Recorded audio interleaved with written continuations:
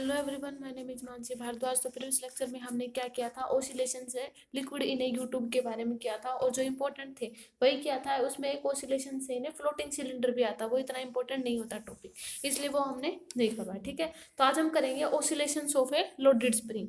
देखो, oscillation loaded spring का मतलब क्या होता है। देखो, इसमें केसेस बनेंगे। मान लिया पहला केस हम लेके चलते हैं कि वाइब्रेशन, हम पहले वाइब्रेशन मानेंगे हॉरिजॉन्टल डायरेक्शन में। मान लिया कि हमने यहाँ पे कोई स्ट्रिंग्स लगा रखा है, ठीक है। इससे हमने क्या किया, स्प्रिंग को बांध दिया। हमारा स्प्रिंग कुछ इसी तरीके का होता है। इस स्प्रिंग को हमने एक ब्लॉक, जैसे मान लिया ये कोई ब्लॉक है, इससे हमने इसको टाई कर दिया। ठीक है, ये हो गया। तो पहला केस हम यही लेंगे कि vibration in A horizontal direction. हमने क्या किया, कंसीडर कर लिया कि एक बॉडी, कोई भी बॉडी मास है अटैच। मान लिया ये पॉइंट ए मान लेते हैं एंड ये पॉइंट बी। ठीक है, ए एंड बी। इसमें पहला क्या मानेंगे कि जो मास एम है, कोई भी मास एम है, इस मास से, मतलब इस पॉइंट बी से अटैच कर दिया। ठीक है, एंड ये जो हमारा स्प्रिंग है ये इलास्टिक है, मासलेस है। ठीक है, स्प्रिंग ऑफ स्प्रिंग कांस्टेंट के, इसका स्प्रिंग कांस्टेंट क्या है कि वो तो होता ही है। ठीक है, स्प्रिंग में अब अदर एंड जो है ए, जो पॉइंट ए है वो स्प्रिंग, वो यहाँ पे फिक्स्ड है, सिर्फ ये मूवेबल है। ये कैसे, इस टाइप से हम मान सकते हैं, जैसे मान लिया हमने किसी स्ट्रिंग से स्प्रिंग को बांध दिया, इस यहाँ पे कोई ब्लॉक है, उस पे हमने क्या रखा है, मास रख रखा है। ठीक है, तो हम क्या करेंगे, ये मूवेबल है, ये पॉइंट फिक्स्ड है। ठीक है, तो हम क्या करेंगे कि इस पे हमने मान लिया कोई वेट लटकाया था, तो अब हम मान लिया इसको खींचेंगे अपनी तरफ। जैसे हम इसको इस डायरेक्शन में खींचेंगे तो यहाँ पे क्या होगा, स्प्रिंग स्ट्रेच होगा। ठीक है, स्प्रिंग स्ट्रेच होगा, यहाँ पे क्या होगा, इस डायरेक्शन में स्प्रिंग स्ट्रेच हो जाएगा। ठीक है, तो मान लिया कि जो बॉडी है यहाँ से राइट साइड में मान लिया वाई पॉइंट तक डिस्प्लेस होगी। लेट बॉडी इज डिस्प्लेस्ड, सारी चीजें कंसिडर करेंगे। Let body is displaced at distance Y तक, एट डिस्टेंस वाई तक। बिल्कुल जैसे हमने इसको खींचा तो डिस्टेंस वाई तक बॉडी क्या हो जाएगी, डिस्प्लेस्ड हो जाएगी। ठीक है, तो स्प्रिंग स्ट्रेच हो जाएगा। तो यहाँ पे आप देखो, जब जैसे स्प्रिंग स्ट्रेच होता है तो स्प्रिंग के ऊपर हमेशा एक रिस्टोरिंग फोर्स एक्ट कर रहा होता है। मान लिया अगर हम इसको इस डायरेक्शन में खींचेंगे तो यहाँ पे एक स्प्रिंग फोर्स एक्ट करेगा, जो उसको अपनी उसी मीन पोजीशन पे लाने की कोशिश करेगा। ठीक है, स्प्रिंग फोर्स में जो स्प्रिंग होता है ना, उसमें एक स्प्रिंग फोर्स होता है जो हमेशा उसको अपनी जो इनिशियल पोजीशन पे लाने की कोशिश करता है। ठीक है, तो वो जो स्प्रिंग है, जो वह एक रिस्टोरिंग फोर्स है, क्योंकि स्प्रिंग के अंदर एक रिस्टोरिंग फोर्स ही तो होता है, वो स्प्रिंग फोर्स। तो रिस्टोरिंग फोर्स, ए रिस्टोरिंग फोर्स, तो इसमें क्या होगा, एक restoring force F comes into play, यानी एक रिस्टोरिंग फोर्स एक्ट करेगा। ठीक है, इलास्टिक, क्योंकि इलास्टिक नेचर तो होता है ये स्प्रिंग का, due to elastic nature of spring. तो वो फोर्स को हम कैसे लिखेंगे, F is equal to minus के वाई। देखो पहले शुरू में क्या किया हमने, ऑसिलेशन से हम लोडेड स्प्रिंग कर रहे हैं। पहला पॉइंट हमने क्या लिया था, यहाँ पे लिख देते हैं। फर्स्ट केस क्या था, vibration in horizontal direction, vibrations in horizontal direction. अब देखो ये हॉरिजॉन्टल ही है, हॉरिजॉन्टल डायरेक्शन। हमने क्या किया, इसमें हमने एक स्प्रिंग को इस स्ट्रिंग के साथ बांध दिया इस डायरेक्शन में। ये जो पॉइंट है, ये पॉइंट बी मूवेबल है, ये फिक्स्ड है इस स्ट्रिंग के साथ। जैसे ही हम इसको खींचेंगे, स्प्रिंग में एक रिस्टोरिंग फोर्स एक्ट कर रहा होता है हमेशा। जैसे ही हम इसको खींचेंगे, वो एक रिस्टोरिंग फोर्स इस स्प्रिंग को अपनी इनिशियल पोजिशन पे लाने की कोशिश करेगा। तो जैसे ये खींचेगा तो स्प्रिंग फोर्स जो होगा एफ माइनस के वाई, क्यों है, क्योंकि वो अपोजिट डायरेक्शन में वर्क करेगा। हम वर्क करेंगे इस साइड, फोर्स होगा इस साइड, इसीलिए जो F is equal to minus के y, because this is opposite direction. ठीक है, नेगेटिव साइन हमें पता चला कि हमेशा इक्विलिब्रियम पोजीशन में लाने की। ठीक है, तो जो डिस्प्लेस्ड पोजीशन होगी ना बॉडी को, जैसे ही मान लिया यहाँ पे जो डिस्प्लेस्ड पोजीशन को जैसे ही हम फ्री करेंगे, मतलब छोड़ देंगे, तो क्या होगा, छोड़ने के बाद ये जो पॉइंट है, जैसे हम इसको छोड़ेंगे, क्योंकि रिस्टोरिंग फोर्स एक्ट करेगा, छोड़ते ये जो सारा पॉइंट है इस तरफ आ जाएगा। ठीक है, डिस्प्लेस्ड, तो जैसे ही इस तरफ आएगा तो ये जो है ये सिंपल हार्मोनिक मोशन को एग्जीक्यूट करेगी। देखो जैसे हम स्प्रिंग को छोड़ेंगे, मतलब इस ब्लॉक को छोड़ेंगे, क्योंकि मूवेबल है, पहले हमने इसको खींचा, खींचने के बाद इसमें रिस्टोरिंग फोर्स आया, उसके बाद हम उसको फ्री भी करेंगे, मतलब छोड़ देंगे तो क्या होगा, ये जो स्प्रिंग है ये एक टाइप से सिंपल हार्मोनिक मोशन एग्जीक्यूट करेगा। ठीक है, तो सिंपल हार्मोनिक मोशन के लिए हमारा टाइम पीरियड, जैसे पहले इनर्शिया फैक्टर निकालेंगे। इनर्शिया फैक्टर ही क्या होता है, वो मास ऑफ ए बॉडी, यानी एम मान लेते हैं, ठीक है, मास ऑफ बॉडी एम, ये हो गया, ठीक है। फिर क्या होगा, ये हो गया। फिर हमारा जो स्प्रिंग फैक्टर लिखेंगे, क्योंकि टाइम पीरियड के लिए हमें लिखना पड़ता है ये सारी चीजें। स्प्रिंग फैक्टर दैट इज के हमने प्रीवियस वीडियो में सारे कर चुके कि इनर्शिया फैक्टर क्या होता है और स्प्रिंग फैक्टर क्या होता है, ठीक है। तो इनर्शिया फैक्टर एम और स्प्रिंग फैक्टर आ गया के। फिर उसके लिए हम क्या निकालेंगे, टाइम पीरियड, क्योंकि अगर हमारी बॉडी एसएचएम कर रही होती है तो हमें पता है हमारा टाइम पीरियड क्या होता है।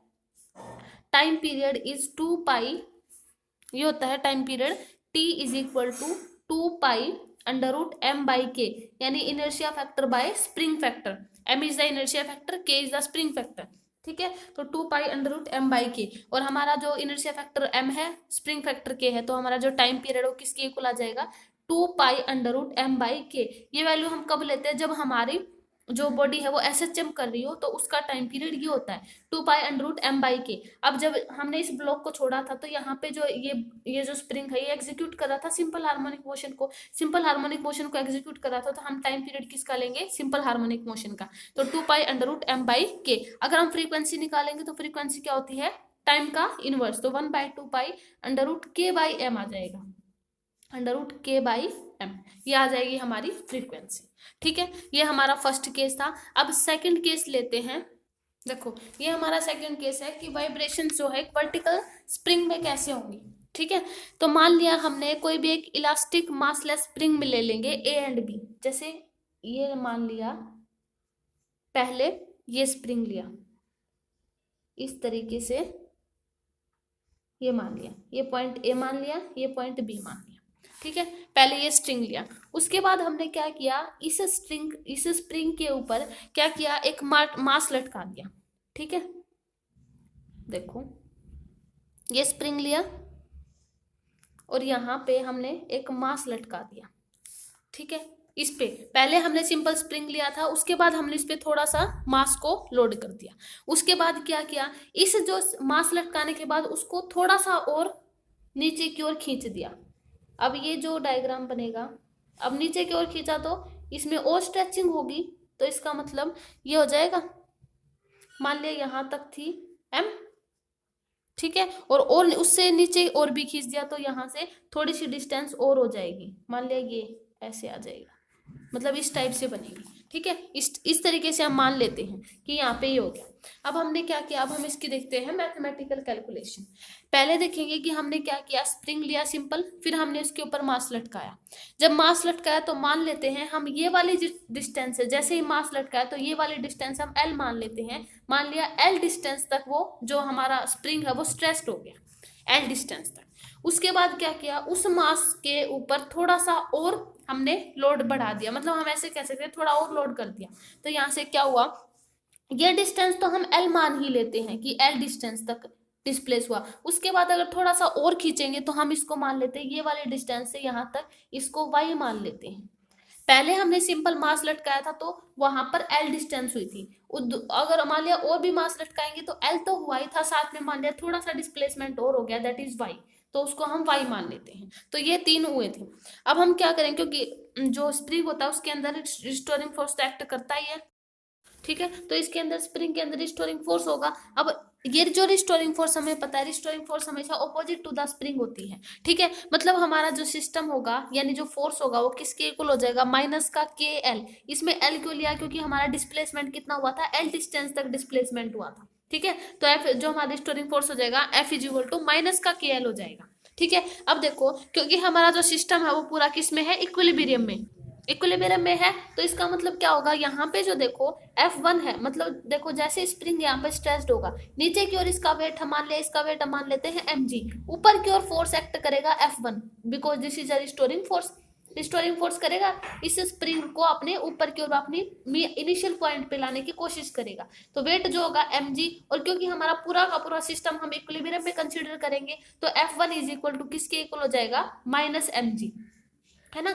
F1 is equal to minus mg, ठीक है, क्योंकि ऑपोजिट हो गया तो हम इसको ऐसे लिख सकते हैं F1 plus mg is equal to 0, ठीक है। ये इक्वेशन आ गई जब हमने स्प्रिंग को लोड किया था, ठीक है।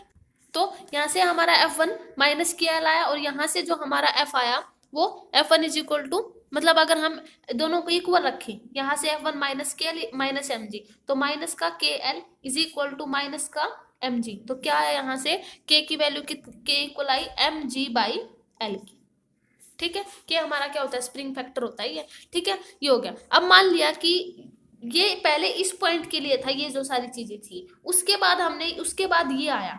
ठीक है, ये जो पॉइंट थी सारी इसके लिए थी, उसके बाद ये आया कि मान लिया डिस्टेंस एल के बाद भी थोड़ा सा डिस्प्लेसमेंट, क्योंकि हमने मास को थोड़ा सा और इसके नीचे बढ़ाया था, मास को बढ़ाया, तो जो ये स्प्रिंग है ये थोड़ा और डिस्प्लेस हो गया था पॉइंट वाई तक। तो इसके अंदर जो रिस्टोरिंग फोर्स होगा, क्योंकि जब हमने मास लोड को बढ़ाया इस स्प्रिंग के ऊपर, तो F2 किसके इक्वल हो जाएगा, F2 इज इक्वल टू, यहाँ से क्या आ जाएगा, डिस्टेंस एल तक तो डिस्प्लेस हुआ ही था, साथ में डिस्टेंस वाई तक भी गया, तो F2 इज इक्वल टू किसके इक्वल, माइनस के एल प्लस वाई, क्योंकि यहाँ पे जो लेंथ हुई एल प्लस वाई होगी। ठीक है, तो यहाँ से एल प्लस वाई आ जाएगा, तो F2 इज इक्वल टू, अब टोटल क्योंकि ये F2 है ये F1 है, टोटल रिस्टोरिंग फोर्स हम निकाल लेंगे। ठीक है, तो total the effective restoring force, the effective मतलब दोनों के निकालना पड़ेगा, the effective restoring force, effective restoring force निकाल लेंगे, वो क्या हो जाएगा, F is equal to F2 minus F1। ठीक है, F2 किसके इक्वल था, माइनस के एल प्लस वाई, और F1 किसके इक्वल था, माइनस ऑफ माइनस के एल, यहाँ से आया था F1 माइनस ऑफ माइनस के एल। ठीक है, ये हो जाएगा। अब देखो ये हो गया। अब यहाँ से जब इसको सोल्व करेंगे तो माइनस का के एल माइनस का के वाई प्लस का के एल, तो यहाँ से ये वाली चीज कैंसिल, यानी F इज इक्वल टू किसके इक्वल आ गया, माइनस का के वाई। ठीक है, तो F is equal to minus के वाई के इक्वल आ गया। तो यहाँ से क्या पता चला कि हमारा जो फोर्स है वो डायरेक्टली रिलेट कर रहा है डिस्प्लेसमेंट के साथ। जितना ज्यादा हम फोर्स लगाते जाएंगे स्प्रिंग के ऊपर, उतना ही ज्यादा उस स्प्रिंग के अंदर हमारा डिस्प्लेसमेंट होता जाएगा। ठीक है, तो F is equal to y आ गया।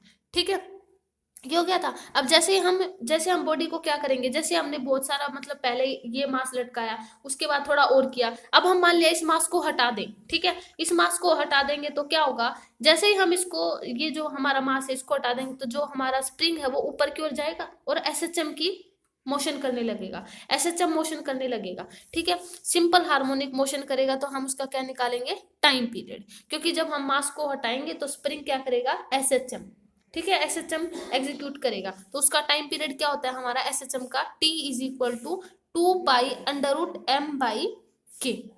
ठीक है, इनर्शिया फैक्टर ऑफ दिस, तो यहाँ से 2 पाई अंडर रूट एम, और के की जगह हमने क्या निकाला था, एम जी बाई एल, तो इसको हम लिख दें एम जी, और बाई एल तो ऊपर चला जाएगा, तो यहाँ से 2 पाई अंडर रूट किसके इक्वल आया, एल बाई जी की, तो 2 pi under root l by g. ये आया हमारा टाइम पीरियड, कब, जब हमारे स्प्रिंग ने एसएचएम करनी शुरू कर दी थी। ठीक है, ये आया हमारा टाइम पीरियड, और अगर फ्रीक्वेंसी निकालेंगे तो 1/t यानी 2 pi under root g by l आ जाएगा। ठीक है, ये निकाल लेंगे फ्रीक्वेंसी। तो ये हमारा कब था, जब हमने वाइब्रेशंस कब थी, जब हमारा वर्टिकल स्प्रिंग था। ठीक है, तो वर्टिकल स्प्रिंग में तो हम इक्विलिब्रियम पोजीशन लेते हैं कि मान लिया अगर हम उसको लोड को ज्यादा बढ़ाते जाएंगे तो एक टाइप से मतलब रिस्टोरिंग फोर्स है उसके ऑपोजिट एक्ट करेगा, इसलिए ये इक्वेशन बनी थी, है ना, क्योंकि वेट के ऑपोजिट था, जो वेट था नीचे की ओर था, रिस्टोरिंग फोर्स ऊपर की ओर था, इसलिए ये कंडीशन आई थी। ठीक है, तो ये हमारा था vibration of A vertical spring.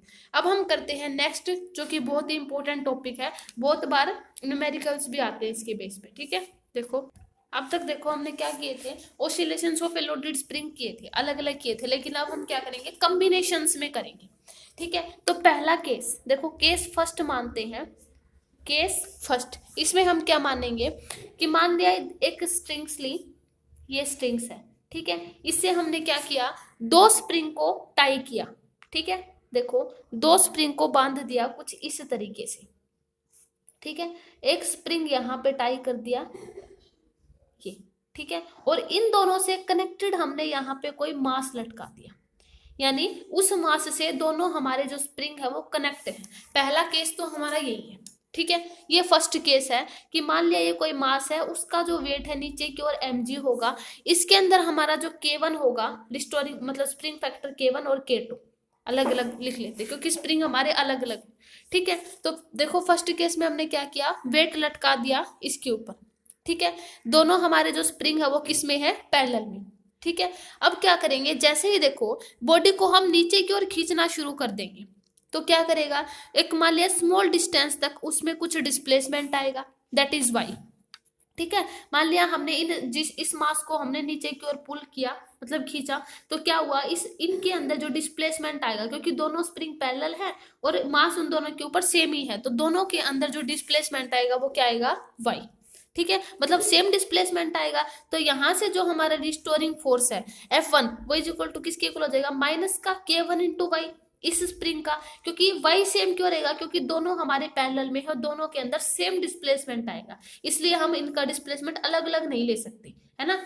F1 is equal to, और हमारा जो second restoring force minus K2 into Y, क्योंकि इसका K1 था, इसका K2 था। ठीक है, अब देखो टोटल रिस्टोरिंग फोर्स किसके इक्वल हो जाएगा, total restoring force, total restoring force किसके इक्वल हो जाएगा, F is equal to F1 plus F2, तो किसके equal, minus K1 into Y minus K2 into Y, तो यहां से हम ऐसे लिख सकते हैं, minus of K1 plus K2 into Y, Y common लेके इनको ऐड कर सकते हैं।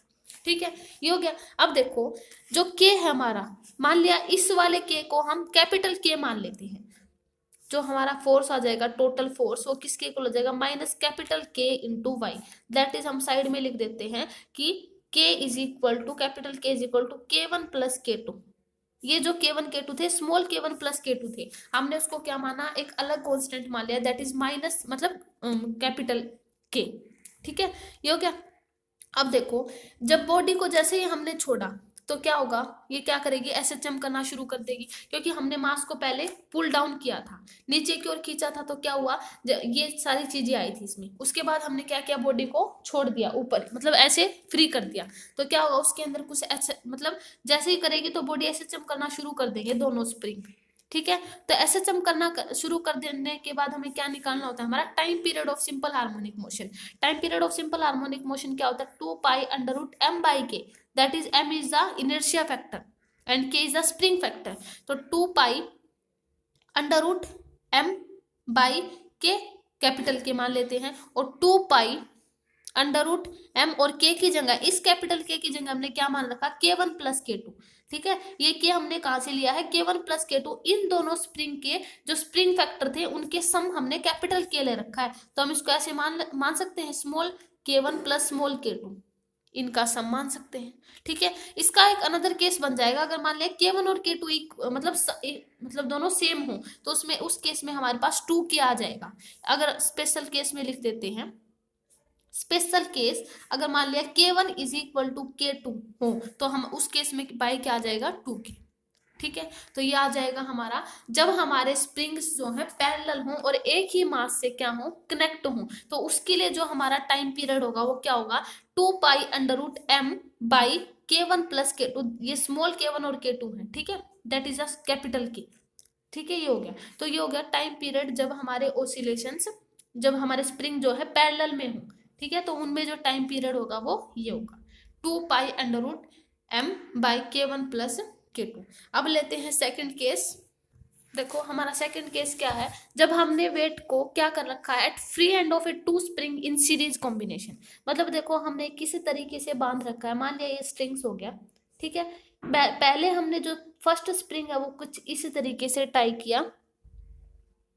ठीक है, ये हो गया, फिर सेकंड स्प्रिंग हमने ऐसे कर दिया ऐसे, और फिर यहाँ पे जाके हमने क्या कर दिया, मास बांध दिया, कोई ऐसे कर रखा है, मतलब इस टाइप से हमारे 2 स्प्रिंग है वो क्या है, सीरीज कॉम्बिनेशन में। ठीक है, मतलब देखो इसमें देखो, अगर मान लिया अगर हम मास को लोडेड करेंगे तो क्या होगा, इस केस में मान लिया K1 और K2 इनके अलग अलग स्प्रिंग फैक्टर होंगे। अब की बार इसमें जो डिस्प्लेसमेंट है ना वो भी अलग अलग होएगा, क्यों, क्योंकि देखो जैसे ही हम इस मास को लोडेड करेंगे तो क्या होगा, इस मास को, तो इसमें जो डिस्प्लेसमेंट होगा वो अलग होगा और इसमें जो डिस्प्लेसमेंट होगा वो अलग होगा, है ना, दोनों में डिस्प्लेसमेंट अलग अलग होगा, तो इसमें अब की बार हम डिस्प्लेसमेंट सेम नहीं ले सकते।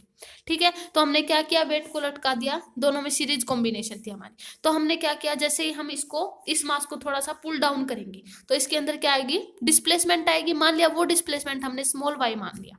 ठीक है, लिटिल डिस्टेंस आएगी मतलब y, ठीक है। जब दोनों डिफरेंट मतलब जो दोनों स्प्रिंग है ना वो क्या करेंगे, अलग अलग एक्सटेंशन फील करेंगे। देखो मान लिया स्प्रिंग K1, स्प्रिंग फर्स्ट के लिए जो डिस्प्लेसमेंट होगा, स्प्रिंग फर्स्ट के लिए डिस्प्लेसमेंट मान लिया वो y मान लेते हैं, y1 is equal to y, और सेकंड के लिए मान लिया y2, ठीक है। अलग अलग होगा इनके अंदर डिस्प्लेसमेंट, तो अलग अलग के लिए अब हम क्या निकालेंगे, रिस्टोरिंग फोर्स। तो इसके लिए फर्स्ट वाले के लिए रिस्टोरिंग फोर्स किसके इक्वल हो जाएगा, F इज इक्वल टू किसके इक्वल होगा, माइनस का K1 इंटू y1, क्योंकि डिस्प्लेसमेंट अब की बार अलग अलग होगा। और सेकंड के लिए जो होगा वो माइनस का K2 इंटू y2, ठीक है। अगर हम यहाँ से y1 निकालें, क्योंकि हमें अब की बार क्या निकाला, पहले तो हमें क्या निकालना था, टोटल रिस्टोरिंग फोर्स, क्योंकि उन दोनों के अंदर डिस्प्लेसमेंट सेम था। अब की बार डिस्प्लेसमेंट अलग है तो हमें क्या निकालना पड़ेगा, टोटल डिस्प्लेसमेंट, कि कितना डिस्प्लेसमेंट हुआ। तो यहाँ से y1 निकाल लेंगे, y1 किसके इक्वल हो जाएगा, माइनस का F बाई K1, और यहाँ से y2 किसके इक्वल हो जाएगा, माइनस का F बाई K2। यहाँ से y1 y2 आ जाएगा। अब क्या आ जाएगा, टोटल एक्सटेंशन निकालेंगे, टोटल एक्सटेंशन, टोटल एक्सटेंशन निकालेंगे तो किसके इक्वल हो जाएगा, y is equal to y1 plus y2 के, दोनों को ऐड कर दें, माइनस का F बाई K1 और माइनस का F बाई K2, ठीक है, ये हो जाएगा। अब जब इसको ऐड करेंगे तो क्या आ जाएगा, माइनस का F और K1 plus K2 by K1 K2, ये आ जाएगा। इसको ऐड करेंगे तो यहाँ से जो फोर्स है वो किसके इक्वल हो जाएगा, माइनस का K1 इंटू, ये हो जाएगा ना माइनस का, क्योंकि देखो टोटल अगर निकालेंगे तो यहाँ से क्या आ जाएगा, माइनस का K1 into K2 by K1 plus K2 into y, ये आया, ठीक है। ये आ जाएगा हमारा टोटल डिस्प्लेसमेंट, क्योंकि देखो F इज इक्वल टू क्या होता है, माइनस का के वाई होता है, माइनस का के, और y अगर मान लिया y की कंडीशन, क्योंकि F इज इक्वल टू ये हो गया ना, इसकी जगह पे हम क्या रखेंगे, ये K1 into K2 by K1 plus K2, ठीक है, ये हो जाएगा। इसको हम ऐसे भी लिख सकते हैं ना, K1 K2 अपोजिट में, अगर मान लिया इसको उधर लेके जाएं, देखो ये जो y निकाला था यहाँ से, ये जो y आया था ना यहाँ पे, जब हम इसको सॉल्व करेंगे तो अगर देखो यहाँ से y जैसे F इज इक्वल टू, अगर मान लिया उधर लेके जाएं, क्योंकि F हमें सोल्व करना, तो यहाँ से ऑपोजिट हो जाएगा ना, K1 K2 by K1 plus K2 और y नीचे आ जाएगा, ठीक है, ऐसे आ जाएगा। तो ये आया हमारा फोर्स, यानी स्प्रिंग फोर्स ये आ गया एक टाइप से। तो अगर मान लिया इसको हम क्या माने, K1 बाई K2 अगर मान लिया कैपिटल K मान ले, तो F इज इक्वल टू इसको माइनस कैपिटल K मान ले और y मान ले, साइड में लिख देते हैं कि जो K है वो किसके इक्वल है, K1 by K2, sorry K1 into K2 by K1 plus K2, इसके इक्वल मान लिया। तो ये हो जाएगा हमारा माइनस K वाई, ठीक है, ये आ जाएगा। तो उसके बाद जैसे ही हमने बॉडी को छोड़ा, मतलब मास को छोड़ा, तो क्या होगा, बॉडी ऐसे चम करने लगेगी, ऐसे चम करने लगेगी, तो हमारा टाइम पीरियड तो हम निकालना पड़ेगा, T is equal to 2 pi under root m by K. देखो ये जो रिलेशन होता है ना K, F is equal to minus K1 into K2 by K1 plus K2 into y, ये मोस्ट इंपॉर्टेंट है, मोस्ट इंपॉर्टेंट, क्योंकि देखो इसमें ये अलग अलग इस टाइप से क्वेश्चन आता है कि मान लिया उन दोनों लोडेड स्प्रिंग के अंदर अलग अलग स्प्रिंग फैक्टर गिवन हो जाएगा और डिस्प्लेसमेंट, तो उस तब हमें उसके अंदर रिस्टोरिंग फोर्स निकालना होता है, ठीक है। तो ये जो इंपॉर्टेंट है, मोस्ट इंपॉर्टेंट, ठीक है। तो 2 pi under root m by K, तो यहाँ से अगर k की वैल्यू रखेंगे तो क्या आ जाएगा, 2 पाई अंडर रूट m, और k की जगह ये रखेंगे तो यहाँ से क्या बनेगा, K1 K2 चला जाएगा ऊपर, क्योंकि बाई के लिखेंगे K1 प्लस K2, और बाई क्या आ जाएगा, K1 डॉट K2। तो इसके लिए टाइम पीरियड ये हो जाएगा। अगर मान लिया स्पेशल केस लें तो K1 और K2, तो यहाँ पे क्या आ जाएगा 2, इस मान लिया, इसको मान लिया हम K1 K2, K1 और K2 इज इक्वल टू, अगर मान लिया सेम ले तो 2 k आ जाएगा, यहाँ पे क्या बनेगा 2k स्क्वायर, तो 2k और k स्क्वायर तो k बचेगा, तो 2m बाई के, ठीक है। तो ये आ जाएगा हमारा टाइम पीरियड, और फ्रीक्वेंसी अगर निकालें तो 1/t, तो इसका जस्ट ऑपोजिट हो जाएगा, ठीक है। तो वो हमारी क्या हो जाएगी, फ्रीक्वेंसी।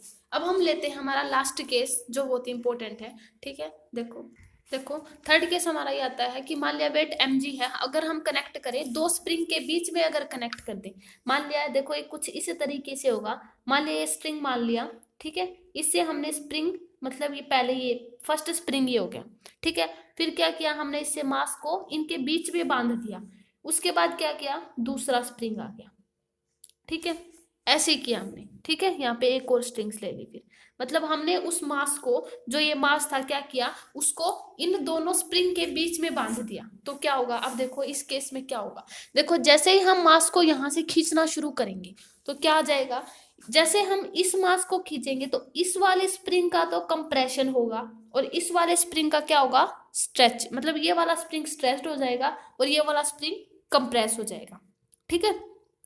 और मान लिया जो स्ट्रेस्ड होगा, मान लिया उस स्मॉल डिस्टेंस तक, मान लिया हमने क्या किया कि बॉडी जो है एक साइड से स्मॉल डिस्टेंस y तक हमने खींच दी, मान लिया, ठीक है, यहां तक हमने मास को खींच दिया स्मॉल y डिस्टेंस तक, लेंथ y, ठीक है। तो स्प्रिंग क्या होगा, स्ट्रेस हो जाएगा y डिस्टेंस तक, रिस्टोरिंग फोर्स अलग अलग होगा दोनों के अंदर F1 और F2 हो जाएगा, ठीक है, दोनों के अंदर अलग अलग। तो दोनों के अंदर क्या हो जाएगा, spring force F is equal to, first के अंदर माइनस का K1 इंटू वाई, देखो अभी इसमें भी डिस्प्लेसमेंट अलग अलग होगा, इसमें भी डिस्प्लेसमेंट सॉरी सेम होगा। अब इसमें सेम क्यों होगा, देखो जितना ये डिस्प्लेस होगा, मान लिया कि अगर हमने मास को खींचा, जितना ये स्ट्रेस्ड होगा उतना ये कंप्रेस्ड होगा, तो दोनों के अंदर क्या होगा, एक टाइप से जो डिस्प्लेसमेंट आए, क्योंकि हमने डिस्प्लेसमेंट दोनों के अंदर सेम किया है, हमने ये नहीं किया कि इसमें कुछ अलग मास लटका दिया और इसमें कुछ अलग कर दिया। तो ये क्या किया, जितने मास को हमने, जितना इस मास को खींचा उतना ही उसमें कंप्रेशन आएगा, जितना स्ट्रेस्ड होगा। तो माइनस का K1 into y is equal to, ये हो जाएगा F1 और F2 किसके इक्वल हो जाएगा, माइनस का K2 इंटू वाई। देखो स्प्रिंग फैक्टर तो दोनों में अलग अलग ही होगा, K1 इज इक्वल और K1, ठीक है, ये हो जाएगा। अब क्या होगा, टोटल रिस्टोरिंग फोर्स निकालेंगे, क्योंकि डिस्प्लेसमेंट तो हमारा सेम है ही, तो टोटल रिस्टोरिंग फोर्स किसके इक्वल हो जाएगा, total restoring force F is equal to F1 plus F2, तो माइनस का K1 into Y plus minus का K2 इंटू वाई, तो ऐसे लिख सकते हैं F is equal to minus का K1 plus K2 into Y, ऐसे लिख सकते हैं हम टोटल हमारा जो रिस्टोरिंग फोर्स है। और इस वाले को हम फिर से क्या मान ले, कैपिटल K, यानी माइनस का K इंटू वाई साइड में लिख देते हैं, capital K is equal to small K1 plus K2, ये स्मॉल K1 और K2 है, ठीक है, तो स्मॉल K1 प्लस K2 आ जाएगा, ठीक है, ये हो जाएगा माइनस का K इंटू वाई। अब जैसे ही हम इसको छोड़ेंगे, मान लिया इस मास को छोड़ दिया, तो दोनों ही में क्या होगा, ऐसे सिंपल हार्मोनिक मोशन एग्जीक्यूट करेंगे। तो इस मास को हमने छोड़ा तो क्या होगा, इसका जो कंप्रेशन है वो भी हट जाएगा और इसका स्ट्रेचिंग वो अपनी इनिशियल पोजीशन पे आ जाएंगे, ठीक है। तो इसमें अगर हमारी बॉडी ऐसे चम करने लग गई तो उसके बाद हमें क्या करना होता है, टाइम पीरियड निकालना होता है SHM का। तो टाइम पीरियड किसके इक्वल होता है, 2 pi under root M by K, ठीक है। तो 2 पाई अंडर रूट एम और के की जगह हमने क्या ले रखा है, small K1 plus small K2, ये मान रखा है, ठीक है। तो ये अगर इसमें भी हम केस मान सकते हैं, अगर मान लिया K1 और K2 दोनों इक्वल हो तो हमारा बाई डिवाइडेड बाई कितना आ जाएगा, 2 के आ जाएगा, है ना। केस मान सकते हैं कि K1 is equal to K2 हो जाए, ठीक है। तो इसमें भी हमारा m/2 के हो जाएगा। अगर हम फ्रीक्वेंसी निकालें म्यू, ये वो किसके इक्वल होता है, 1 बाई टाइम पीरियड, तो इसका जस्ट ऑपोजिट हो जाएगा, तो वो हमारी फ्रीक्वेंसी। तो ये हमारा जो ऑसिलेशन थी, अलग अलग केस आए थे कि हमने कैसे स्प्रिंग को, मतलब मास को स्प्रिंग के बीच में बांधा, जब हमारी जो दोनों स्प्रिंग थे पैरेलल में थे और दोनों स्प्रिंग सीरीज कॉम्बिनेशन में थे, ठीक है। तो अलग अलग टाइम पीरियड आया अलग अलग केस के लिए, ठीक है। तो ये हमारी ऑसिलेशंस थी इन लोडेड स्प्रिंग के लिए। तो नेक्स्ट लेक्चर में हम करेंगे undamped and damped simple harmonic oscillation, ठीक है। तो आज की वीडियो में इतना ही, ओके, थैंक यू।